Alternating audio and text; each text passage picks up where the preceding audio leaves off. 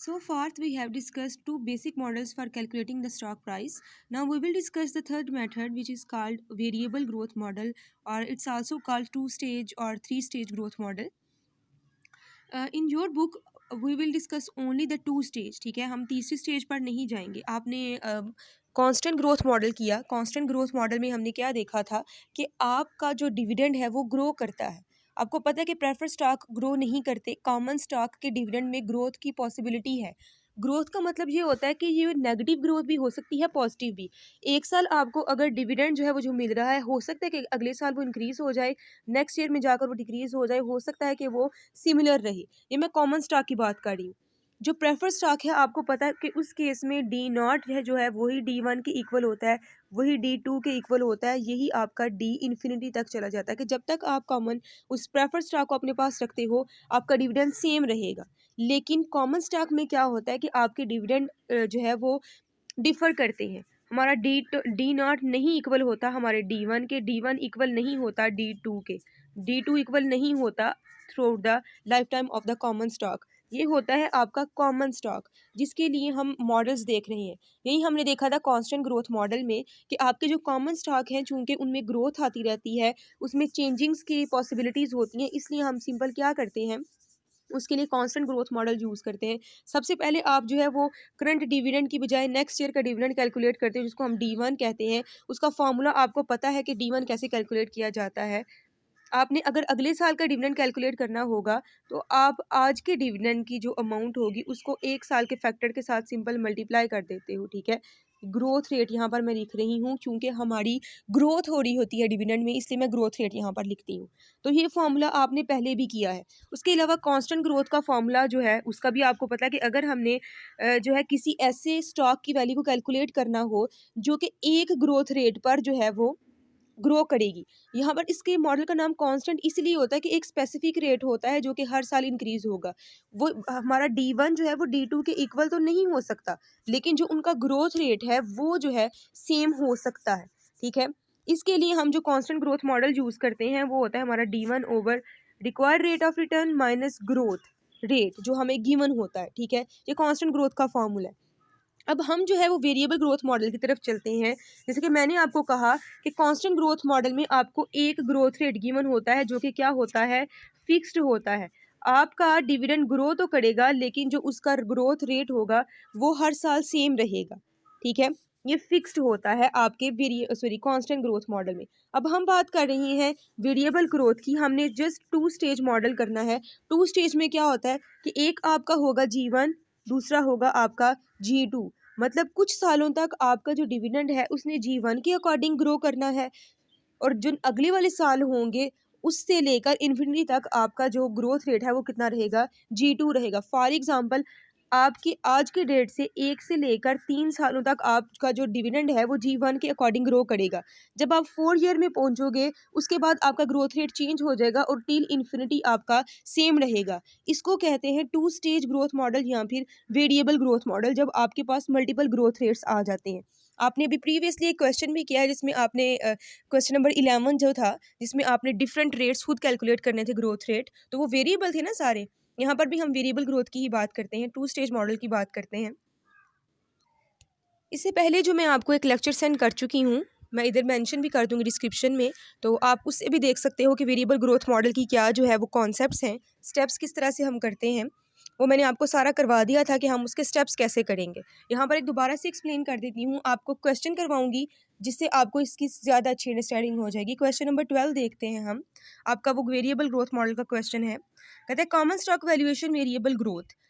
You are analyzing the stock of First Health Company, a healthcare company with a current stock price of $78. जो current price है आपके stock की वो $78 है. The company just paid an annual dividend of $5 and is expected that the dividend will grow at 4% in the coming 2 years. मतलब आपकी जो पहली चीज़ आपने देखनी है कि कहती है कि कंपनी इज जस्ट पेड का भी क्या मतलब है कि करंटली जो डिविडेंड पे किया है, मतलब जो D not currently just paid जो हमारा डिविडेंड है वो कितना है, $5. उसके बाद कहता है and expected that the dividend will grow at 4% in the coming 2 years. आज से लेकर अगले 2 सालों तक फॉर 2 years ठीक है, आपका जो ग्रोथ रेट होगा वो किसके इक्वल होगा, 4% के। ठीक है, and then increase by 5% per year there after. और जब आप उसके बाद 2 सालों के बाद जब तीसरे साल से जब आप इन्फिनिटी तक चलोगे तो आपका ग्रोथ रेट कितना हो जाएगा, जी विल बी इक्वल टू 5%। ठीक है, कहता है your estimate that the required return of the stock is 12%। R S उसने आपको दिया है जो कि 12% है। उसके बाद कहता है estimate the stock price of first health company by using a 2 stage dividend discount model. Is the stock Fairlie priced, over priced और अंडर प्राइस्ड। पहले तो हम इसकी वैल्यू को कैलकुलेट करेंगे, स्टेप बाय स्टेप करेंगे। गर्ल्स आप देख सकते हो कि मैंने इसके सारे एस्पेक्ट्स लिख लिए हैं। डी नॉट उसने हमें गिवन किया है, ग्रोथ रेट G1 जो कि फर्स्ट 2 ईयर्स के लिए है वो 4% है, जो आफ्टर मतलब जो G2 है हमारा 2 सालों के बाद से लेकर इन्फिनिटी तक वो 5% है, और जो रिक्वायर्ड रिटर्न है उसने आपको गिवन किया है। वेरिएबल ग्रोथ मॉडल की जैसे आप वीडियोज़ देख लोगे आपको समझ आ जाएगा कि इसमें 4 स्टेप्स होते हैं, उसके अकॉर्डिंग हम इसको सॉल्व करते हैं। अगर मैं स्टेप नंबर 1 की बात करूँ तो हम अगर स्टेप नंबर 1 देखें तो सबसे पहला जो स्टेप होता है उसमें आपने सिंपल क्या करना होता है, डिविडेंड्स कैलकुलेट करने होते हैं। ठीक है, आप इसका नाम रख सकते हो, स्टेप नंबर 1 का नेम रख दिया हमने कैलकुलेटिंग द डिविडेंड्स। आपको पता होना चाहिए कि आपके पास कितने सालों तक आपने जो है वो ग्रोथ रेट कैलकुलेट करना है। जो आपका G1 है वो कितने सालों के लिए है, 2 ईयर्स के लिए। ठीक है, तो आप पहले डिविडेंड्स कैलकुलेट करोगे नेक्स्ट 2 ईयर्स के लिए। आपको पता है कि ये आपके पास आज के दिन में है, आज से लेकर अगले 2 सालों तक आप जब डिविडेंड कैलकुलेट करने लगोगे तो कैसे कैलकुलेट करोगे, एक होगा आपका D1, दूसरा हो जाएगा आपका D2। D1 आप कैसे कैलकुलेट करोगे, डी नॉट को मल्टीप्लाई कर दोगे 1 + G1 growth rate 1 raise to power 1, क्योंकि शेयर आपके पास 1 है। ठीक है, D2 आपके पास वैल्यू कैसे आएगी, D1 को मल्टीप्लाई करोगे। ये चीज़ मैंने आपको क्वेश्चन में पहले भी एक्सप्लेन की है कि जब आप नेक्स्ट ईयर में जाते हो तो पिछले साल का जो डिविडेंड होता है आप उसको लेते हो, तो जब आप D2 में पहुंचोगे उसका प्रीवियस डिविडेंड D1 होगा, तो यहाँ पे D1 multiplied by 1 + G1 raise to power 1। एक चीज़ यहाँ पे समझने वाली और है गर्ल्स कि मैंने यहाँ पर D1 जब लिया है तो मैंने यहाँ पर ईयर भी 1 लिया है। बात की समझ आई, क्योंकि इसमें और इसमें 1 साल का डिफरेंस है। अगर मैं आपको यहाँ पर टाइमलाइन बनाकर दिखाऊं तो आपके क्वेश्चन में वो 0 यहाँ पर दे रहा है, उसके बाद ईयर 1 है, फिर ईयर 2 है, फिर उसके बाद इन्फिनिटी तक आपका जो ग्रोथ रेट है वो कितना रहना है, G2 रहना है। इन सालों में जो है आपका ग्रोथ रेट कितना है, G1। मैंने जो पहली वाली वैल्यू कैलकुलेट की थी D1 की वो इस ईयर के लिए थी, और उसमें यूज़ किसको किया था, डी नॉट को। तो इसमें और इसमें डिफरेंस 1 साल का था। अब मैंने जब D2 की वैल्यू कैलकुलेट की है इस जगह पर डिविडेंड की वैल्यू, तो उस केस में मैंने अगर D1 इसको इसको रख कर करती हूँ तो फिर इसमें और इसमें डिफरेंस 1 साल का है, इसलिए मैं यहाँ पर N1 लूँगी। लेकिन अगर आप ये कहते हो कि आपने D2 की वैल्यू को ऐसे कैलकुलेट करना है, यहाँ पर D0 ही रखना है, तो उस केस में आप सिंपल क्या करोगे, आपके जो ईयर्स होंगे वो 2 हो जाएंगे। ठीक है, यहाँ पर आप 2 लेकर करोगे। समझ आई, या तो आप इसको यूज़ करोगे या फिर आप इस वाले को यूज़ करोगे। मैंने टाइमलाइन बना के दिखा दिया था। अगर मैं यहाँ पर D0 को यूज़ करूँगी तो 0 से लेकर 2 सालों का तक का जो डिफरेंस है वो 2 ईयर्स बनते हैं, इसलिए मैं N ये वाला ले रही हूँ। ठीक है, आई होप कि जो मैं चीज़ समझाना चाह रही हूँ आपको समझ आ गई होगी। गर्ल्स आप देख सकते हो मैंने आपके सामने एक टेबल बनाया है। टी जो आपके पास एन है, टाइम पीरियड 2 ईयर्स का है। D0 आपके पास दोनों में अगर हम सेम D0 रख कर करते हैं तो आपका $5 जो है D0 होगा। उसके बाद इसको आप मल्टीप्लाई करते हो, जैसे कि मैंने बताया था 1 + ग्रोथ रेट 1 के साथ G1 है आपका यहाँ पे, और रेस टू पावर टी हम यूज़ करेंगे। तो आप जो है जब D1 की वैल्यू कैलकुलेट करने लगोगे तो 1 + आप इसको करोगे 0.04 आपका रेट ऑफ इंटरेस्ट था, ईयर आपका 1 होंगे। उसके बाद यहाँ पर आपके 2 ईयर्स हैं, इसलिए मैंने इसको यहाँ पर 2 कर दिया है। तो दोनों के आंसर्स आपके पास आ गए हैं। इसको हम कहेंगे D1, इस वाली वैल्यू को कहेंगे हम D2। आपके पास दोनों के आंसर्स आ चुके हैं। ये आपका था स्टेप नंबर 1 जब हमने अगले सालों के डिविडेंड्स को कैलकुलेट करना होता है। नेक्स्ट स्टेप में आपने क्या करना होता है, जो डिविडेंड्स आप कैलकुलेट कर चुके हैं आपने उनकी कैलकुलेट करनी होती है प्रेजेंट वैल्यू। ठीक है, जो हमने अभी यहाँ पर डिविडेंड्स कैलकुलेट किए हैं, अब सिंपल हमने इनके प्रेजेंट वैल्यू को कैलकुलेट कर लेना है। अगर आप चाहो तो ये जो टेबल मैंने यहाँ पर बनाया है, आप इसी के आगे बना सकते हो। यहाँ पे स्टेप 2 को सेपरेटली भी लिख सकते हो आप। कैसे लिख सकते हो आप, अभी मैं आपको बताती हूँ। सिंपल आपने करना क्या है, इन डिविडेंड्स की प्रेजेंट वैल्यू कैलकुलेट करनी है। प्रेजेंट वैल्यू को हम कैसे कैलकुलेट करते हैं, अगर आपको प्रेजेंट वैल्यू का फॉर्मूला याद हो, तो हम जो है, जो भी हमारे पास कैश फ्लो या फिर जो अमाउंट होती है, उसको डिवाइड कर देते हैं 1+RS raise to power T के साथ। ऐसा ही है ना, जो भी ऊपर वैल्यू आएगी। तो हमने यहाँ पर डिविडेंड्स की प्रेजेंट वैल्यू कैलकुलेट करनी है, तो हम डिविडेंड्स को डिवाइड कर देंगे 1+RS raise to power T के साथ। अब हमारे पास यहाँ पर दो डिविडेंड्स हैं, D1 एंड D2। अगर मैं इसी टेबल को एक्सटेंड करूँ, तो यहाँ पर अगर मैं लिख लेती हूँ कि मेरे पास दो DT हैं, एक की वैल्यू जो है वो $5.2 है, दूसरे की अमाउंट जो है वो $5.408 है। इसकी अगर फोर अभी मैं लिख रही हूँ, आप पूरा ही लिखिएगा, ज़्यादा बेटर रहेगा आपके लिए। आप जो है नेक्स्ट इसकी कैसे कैलकुलेट करोगे प्रेजेंट वैल्यू, आप इस वाले को डिवाइड कर दोगे। यहाँ पर आप लिख सकते हो कि डिवाइड करोगे आप किसके साथ, इसको 1+R raise to power T के साथ। ठीक है, यहाँ फिर आप पहले ये वाला फैक्टर कैलकुलेट कर लो, फिर उसके बाद हम डिवाइड कर लेंगे। सिंपल मैं पहले ये वाला फैक्टर ही कैलकुलेट करती हूँ आपके सामने। चूंकि रिक्वायर्ड रिटर्न हमारे पास 12% गिवन है, तो इसको हम मल्टीप्लाई करेंगे 1+0.12 रेज टू पावर 1, इसको करेंगे 1+0.12 रेज टू पावर 2। अब सिंपल आपने क्या करना है, dt को डिवाइड कर देना है 1+r raise to power t के साथ। चूंकि हम प्रेजेंट वैल्यू कैलकुलेट करने लगे हैं, और प्रेजेंट वैल्यू का मैंने आपको फॉर्मूला बता दिया है कि हमने इनको डिवाइड करना होता है। डिवाइड करने के बाद जो आंसर्स आते हैं, ये देख सकते हो आप कि मैंने प्रेजेंट वैल्यू कैलकुलेट की है। ये जो आपके फैक्टर्स हैं, आप इस वाली अमाउंट को इन फैक्टर्स के साथ डिवाइड करोगे तो आपके पास इन डिविडेंड की प्रेजेंट वैल्यू आ जाएगी। और इस स्टेप का एंड कहाँ पर होता है, इन दोनों को ऐड करके। आपको पता है कि जब भी आप सिक्योरिटी को वैल्यू देखते हो, तो आप उनकी जो फ्यूचर कैश फ्लोज हैं, जब उनकी प्रेजेंट वैल्यू को कैलकुलेट करते हो, तो दोनों को ऐड करके लिखते हो। मैं जब इन दोनों को ऐड करती हूँ, तो मेरे पास बन जाता है $8.95। ठीक है, ये हमारा एक पोर्शन, हमारा 2 स्टेप्स कंप्लीट हो चुके हैं क्वेश्चन के। अभी तक हमने किया क्या है, पुराने जितने भी डिविडेंड, हमारे जो डिविडेंड्स हमें फ्यूचर में रिसीव होने हैं, उनकी हमने अभी तक प्रेजेंट वैल्यू को कैलकुलेट किया है। ठीक है, जो कि हमारे पास इतनी आई है for the first growth period. G1 हमारा इनिशियल ग्रोथ पीरियड है ना, फर्स्ट ग्रोथ पीरियड। अब हम जो है नेक्स्ट स्टेप की तरफ चलते हैं। नेक्स्ट है हमारे पास स्टेप नंबर 3। मैंने इसका नाम रखा है finding value of the dividend after first growth period and discounting it till infinity. आपके न्यूमेरिकल में उसने आपको बताया था कि आपका फर्स्ट ग्रोथ पीरियड जो है, मतलब जो G1 था 4% फॉर 2 ईयर्स है। तो 2 सालों के बाद के डिविडेंड हमने कैलकुलेट नहीं किए हुए। जो हमने पहले सॉल्व किया है क्वेश्चन, वो दिखाती हूँ आपको। यहाँ पर आपने जो डिविडेंड्स कैलकुलेट किए थे स्टेप नंबर 1 में, वो सिर्फ 2 सालों के लिए थे। ठीक है, आपके जो न्यूमेरिकल है उसमें उसने साफ साफ आपको कहा है कि आपका 4% है for the coming 2 years and then increase by 5% per year there after. उसके बाद जितने भी सालों होंगे, जितनी भी इन्फिनिटी तक आपका जो डिविडेंड है, वो कितने परसेंट से ग्रो करेगा, 5% से। सो हमने यहाँ पर 2 सालों तक के लिए कैलकुलेट तो कर लिया। उसके बाद वाले जो डिविडेंड्स आएंगे, हमें नहीं कंफर्म कि कितने होंगे, हमें नंबर ऑफ ईयर्स तो कंफर्म नहीं है, लेकिन इसके बाद जो डिविडेंड्स होंगे उनका ग्रोथ रेट तो कंफर्म है ना। तो सबसे पहले तो हम जो है वही बात के, मैंने जैसे नाम रखा है कि finding the value of dividend after the first growth period, हम इसके बाद वाले डिविडेंड की वैल्यू को कैलकुलेट करेंगे for the first second growth period. वो कैसे कैलकुलेट कर सकते हैं हम, आपको पता है कि दूसरे साल के एंड पे आपकी वैल्यू कितनी है, ये वाली।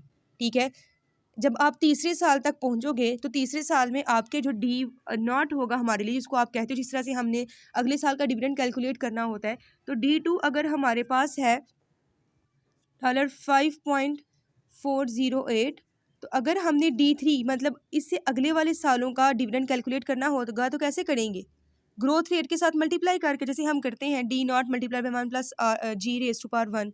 यहाँ पर भी हम वही फॉर्मूला यूज़ करेंगे जो कि स्टेप नंबर 1 में यूज़ किया था, लेकिन आपका जो D0 है उसको ये कंसिडर किया जाएगा। अब हम D जो कैलकुलेट कर रहे हैं वो DN है हमारा, इसको मैं क्या कहूँगी, dividends after initial growth period. Initial growth period के बाद वाले डिविडेंड्स वो हम अभी कैलकुलेट करने लगे हैं। वही काम करेंगे हम जो हम पहले करते हैं, 5.408 मल्टीप्लाई बाय 1+G अब यहाँ पे जी कौन सा यूज़ होगा, चूंकि अब हमारा first growth period, initial growth period ख़त्म हो चुका है, 2 साल ख़त्म हो चुके हैं, अब हम उससे आगे आ चुके हैं। 2 सालों के बाद जो डिविडेंड हमारा ग्रो करेगा वो 5% से करेगा, G2 से करेगा। तो यहाँ पे मैं 1+G2 मतलब 5% ले रही हूँ, 0.05 रेज़ टू पावर 1। जब आप इसकी वैल्यू को कैलकुलेट करोगे तो आपके पास आंसर आएगा $5.678। ये आपकी वैल्यू बन जाती है डी एन की, DN+1 इसको आप कह सकते हो। ये है आफ्टर ग्रोथ पीरियड जो आपको डिविडेंड्स मिलेंगे। गर्ल्स दोबारा से रिपीट करती हूँ, स्टेप नंबर 1 में भी आपने सेम यही किया था, अगले सालों के डिविडेंड कैलकुलेट किए थे, but for the first growth period, calculating dividend for the initial growth period. पहला ग्रोथ पीरियड 2 साल था, इसलिए हमने 2 ईयर्स के डिविडेंड कैलकुलेट किए at the rate of G1। हमने 4% पे G1 पे कैलकुलेट किए थे। स्टेप नंबर 3 में आके हमने जो डिविडेंड्स कैलकुलेट करने हैं वो आफ्टर इनिशियल ग्रोथ पीरियड करने हैं।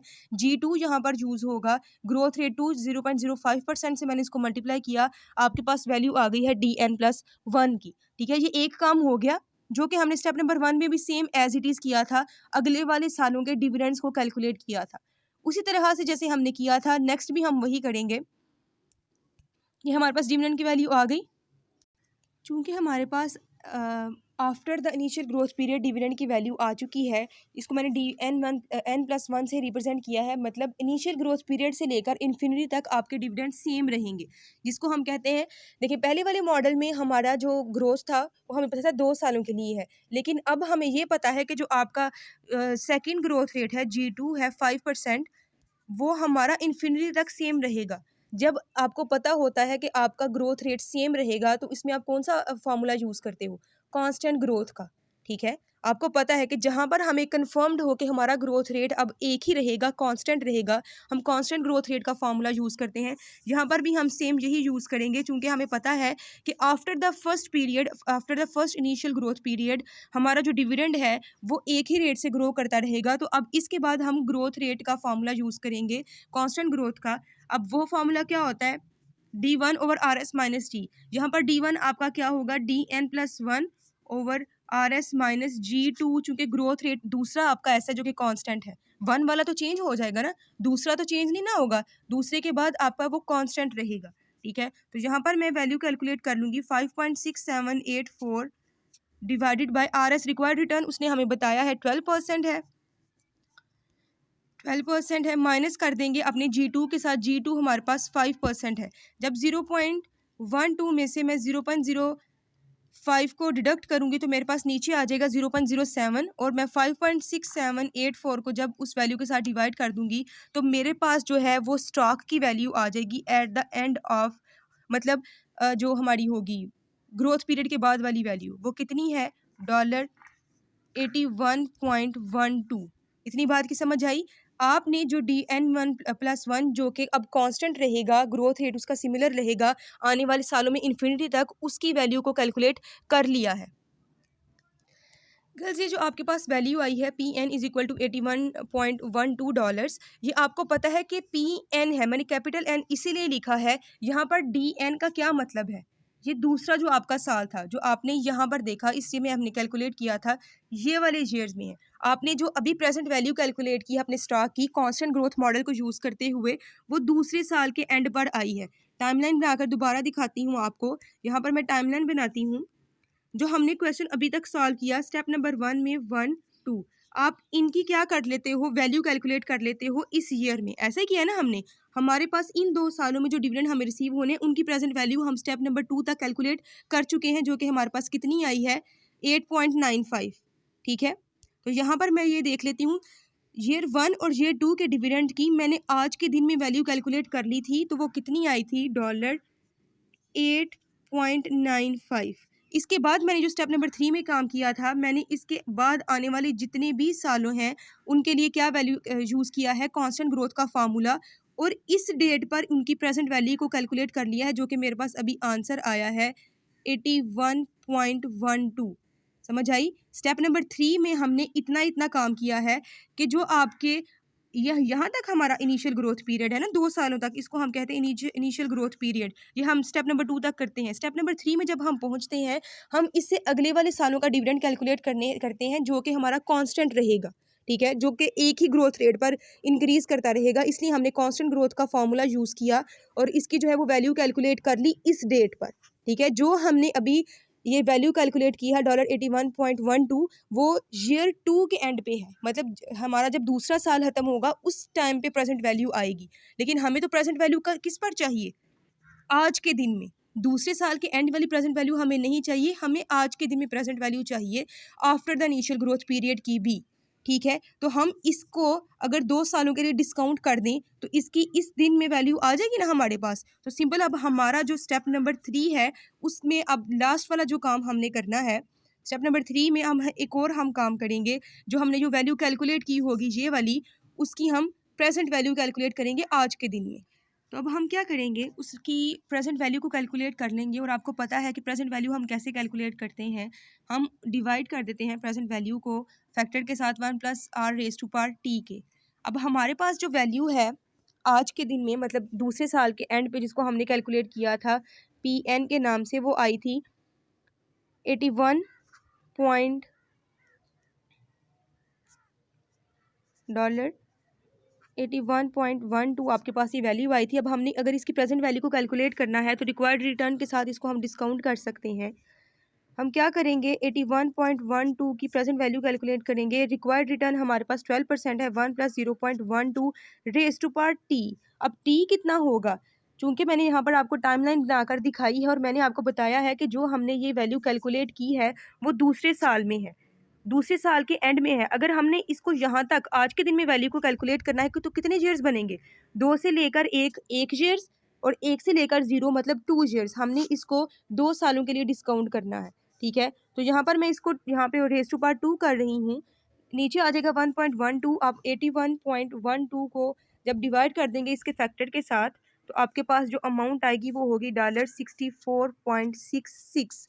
ठीक है, मतलब ये है आपके after initial growth period stock की वैल्यू, और बिफोर ग्रोथ पीरियड वाली वैल्यू हम पहले ही कैलकुलेट कर चुके हैं, जो कि हमारे पास ये आई है। इन 2 सालों की हमने ये वाली कैलकुलेट कर ली थी जो मैंने ऊपर लिखी है, और यहाँ से लेकर इन्फिनिटी तक की वैल्यू मैंने अभी कैलकुलेट की है आपके सामने, जिसका आंसर आया है 64.66।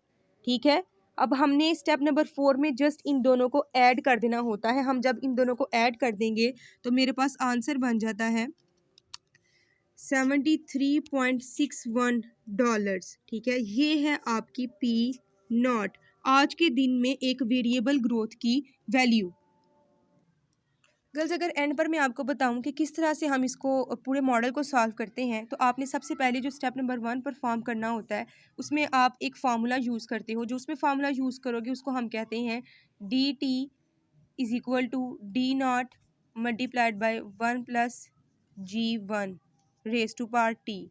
जितने भी आपके पास टी होंगे 1 2 3 4, उसके अकॉर्डिंग आप इनकी वैल्यू कैलकुलेट कर लेते हो। मतलब हमने फ्यूचर के डिविडेंड्स को कैलकुलेट करना होता है।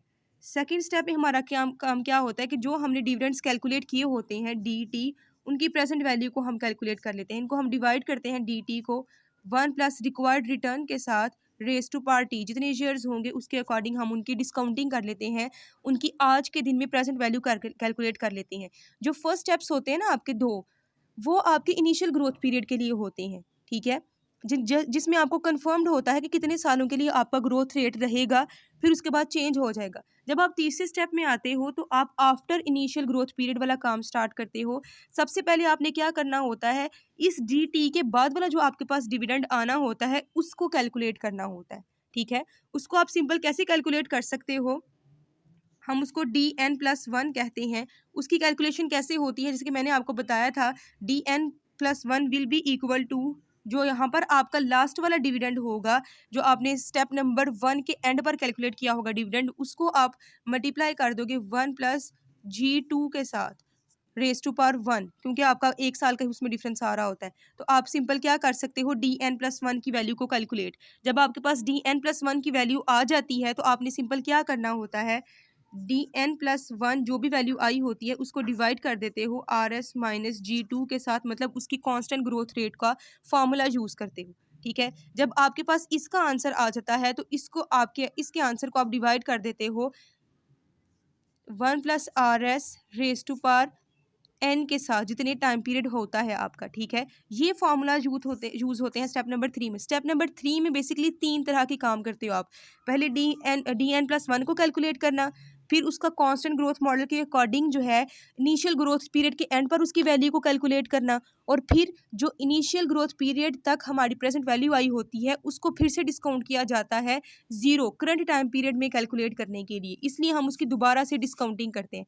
एक दफ़ा डिस्काउंटिंग होती है यहाँ पर, दोबारा से डिस्काउंटिंग होती है यहाँ पर 1+r⁴n जब हम करते हैं, इसका मतलब ये होता है कि हमने करंट ईयर में उसकी वैल्यू को कैलकुलेट करना होता है। और स्टेप नंबर 4 में आप सिंपल क्या करते हो, यहाँ जैसे कि मैंने यहाँ पर किया था, स्टेप नंबर 2 के एंड पे जो मैंने वैल्यू कैलकुलेट की थी उसको ऐड कर दिया था जो मैंने स्टेप नंबर 3 के एंड पे वैल्यू कैलकुलेट की। दोनों को ऐड करोगे तो आपके पास P0 वैल्यू आ जाएगी फॉर वेरिएबल ग्रोथ मॉडल। इससे आपका क्वेश्चन नंबर 2 और सारे वेरिएबल ग्रोथ मॉडल सॉल्व हो जाते हैं।